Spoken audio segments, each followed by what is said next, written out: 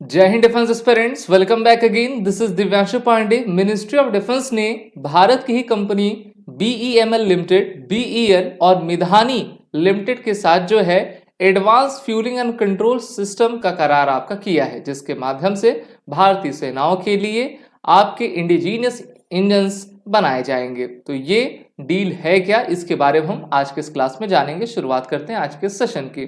जैसा कि हम सभी जानते हैं कि भारत सरकार अपने आत्मनिर्भर भारत के अभियान को लेकर आगे बढ़ रही है और उसी उद्देश्य की पूर्ति करते हुए मिनिस्ट्री ऑफ डिफेंस के द्वारा भारत की 3 सरकारी कंपनी बीईएमएल, बीईएल और मिधानी ग्रुप ने जो है एक ट्राई पार्टी जो है एग्रीमेंट किया है, जिसमें बीईएमएल, बीईएल और मिश्र धातु के द्वारा जो है advance fuelling and controlling system engines heavy duty applications के लिए आपके बनाए जाएंगे। तो हैवी ड्यूटी एप्लीकेशंस के लिए इंजन्स जिस भी हमारे व्हीकल्स में, जिस भी एप्लीकेशंस पे लगा करते हैं, उनके लिए ये तीनों कंपनियां मिलकर जो है इनको बनाएंगी, चाहे वो ट्रक्स हो गया या फिर हमारे टैंक्स हो गए या फिर हमारे सबमरीन्स हो गए। तो मिनिस्ट्री ऑफ डिफेंस के द्वारा ये जो आपका एमयू किया गया, इसमें CMD BEML Shri Shantanu Roy, CMD Midhani doctor S के झा, सीएमडी बीईएल श्री भानु प्रकाश आपके मौजूद थे और साथ ही साथ रक्षा मंत्रालय में जो हमारे रक्षा सचिव हैं श्री गिरधर अरमानी भी नई दिल्ली में आपके मौजूद थे, जहां पर उनके मौजूदगी में ये आपका करार किया गया। इसके माध्यम से जो है ये जो हमारी तीनों कंपनियां हैं वो अलग अलग फील्ड में, मेनली इलेक्ट्रॉनिक के फील्ड में जो है काफ़ी महारत इन्होंने हासिल किया हुआ भी है। चाहे एयरफोर्स हो, नेवी हो, आर्मी हो, सभी के लिए कुछ ना कुछ इक्विपमेंट्स, टेक्नोलॉजीज का निर्माण आपका किया करती है।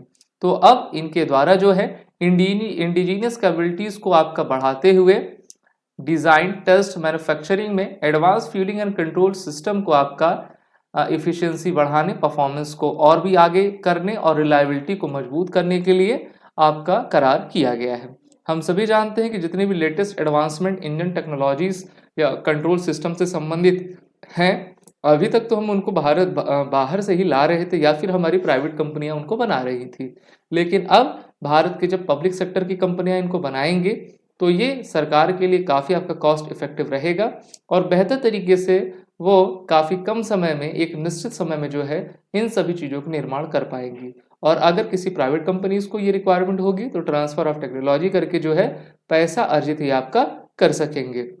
हम सभी जानते हैं वर्ष 2020 से ही भारत सरकार के द्वारा आत्मनिर्भर इनिशिएटिव यानी कि अभियान की आपकी शुरुआत की गई थी। आत्मनिर्भर इनिशिएटिव तब मेनली आपका मुखरता से आगे बढ़ा जब 2020 में गलवान वैली इशू हुआ था भारत चाइना के बीच में, और उसी समय कोविड-19 भी चल रहा था। और चाहे मेडिकल के फील्ड में हो, डिफेंस के फील्ड में हो या फिर किसी अन्य भी क्षेत्र में हो, भारत को चाहिए कि हम आत्मनिर्भर बने, क्योंकि हम विश्व के ऐसे पहले देश हैं जो कि जिसकी सभ्यता, संस्कृति सबसे विशाल है। विश्व के सबसे बड़े, सबसे पुराने लोकतांत्रिक देश हम हैं। साथ ही साथ अगर हम बात करते हैं पॉपुलेशन की, जनसंख्या की, तो उसमें भी हम नंबर 1 हैं। तो इस कारण से हमारी डिपेंडेंसी दूसरों के ऊपर नहीं होनी चाहिए, बल्कि खुद पर ही होनी चाहिए और खुद से अपने जितने भी इंजन्स हुए या फिर और भी उपकरण हुए उनका निर्माण करना चाहिए। एक एग्जाम्पल मैं आपको बता दूं, थोड़े दिन पहले ही मैंने आपको वीडियो के माध्यम से जानकारी दी थी कि जो हमारे अर्जुन टैंक्स हैं, अर्जुन आप सभी जानते हो भारतीय थल सेना का एक मेन बैटल टैंक है। अब इसमें किसकी रिक्वायरमेंट है? आपकी इंजन्स की रिक्वायरमेंट है। लगभग 118 के करीब इस प्रकार के टैंक्स को इंडियन आर्मी ने ऑर्डर दिया है।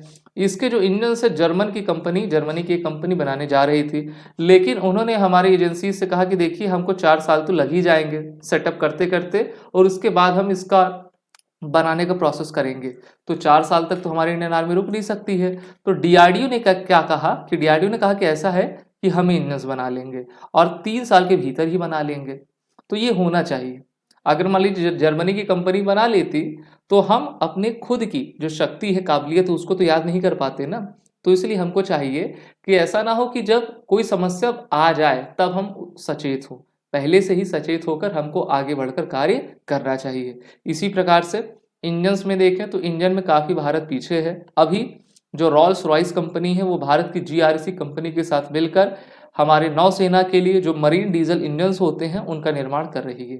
तो इसी प्रकार से चाहे ट्रक्स हो गए या फिर बड़े बड़े हैवी इक्विपमेंट्स होते हैं जो उनके लिए जो एडवांस सिस्टम्स बनाए जाने हैं उसका निर्माण BEML, BEL और मिधानी करेंगे। तो चलिए सबसे पहले जान लेते हैं ये तीनों कंपनियां हैं क्या। BEML, इनका फुल फॉर्म है Bharat earth movers limited, Indian public sector company है जो कि वैरायटी ऑफ हैवी इक्विपमेंट्स आपका बनाती है, जैसे कि अर्थ मूविंग, रेलवे से संबंधित, ट्रांसपोर्ट, माइनिंग से संबंधित रहते हैं। इनका हेडक्वार्टर कर्नाटक की राजधानी बेंगलोर में आपका स्थित है और ये एशिया की सेकंड लार्जेस्ट मैन्युफैक्चरर है जो कि अर्थ मूविंग इक्विपमेंट का निर्माण किया करती है। अगर हम इंडियन आर्म फोर्सेस में देखें तो हैवी व्हीकल्स क्या होते हैं, आर्म टोड गन्स होते हैं, आर्टिलरी टोड जो गन्स के जो आपके ट्रक्स होते हैं उनमें हैवी इंजन्स लगेंगे और एडवांस हैवी इंजन्स को कौन बनाएगा, BEML आपकी बनाएगी। इसी के साथ ये NSE और BSE दोनों में आपका ट्रेड किया करते हैं, काफी बड़ी कंपनी है भारत की। दूसरी है BEL, और BEL हम सभी जानते हैं कि government owned aerospace and defence electronic company है, primary manufacture advance electronic product का ये किया करती है जिससे कि ग्राउंड और एरोस्पेस दोनों ही एप्लीकेशन में ये सार्थक आपकी हो पाए। BEL is one of 16 PSUs under the ministry of defence ना। तो टोटल आपकी 16 पब्लिक सेक्टर अंडरटेकिंग कंपनीज हैं रक्षा मंत्रालय के अंतर्गत, जिसमें सबसे हम कह सकते हैं कि बेहतर कंपनी BEL है। इसी के साथ नंबर आता है मिधानी का, यानी कि मिश्र धातु निगम लिमिटेड। तो ये क्या करती है, मेटल एलॉयस की मैन्युफैक्चरिंग भारत में करती है, हैदराबाद तेलंगाना में इनका हेडक्वार्टर है। ये भी पब्लिक सेक्टर अंडरटेकिंग कंपनी है जो कि department of defence, ministry of defence के अंतर्गत आती है।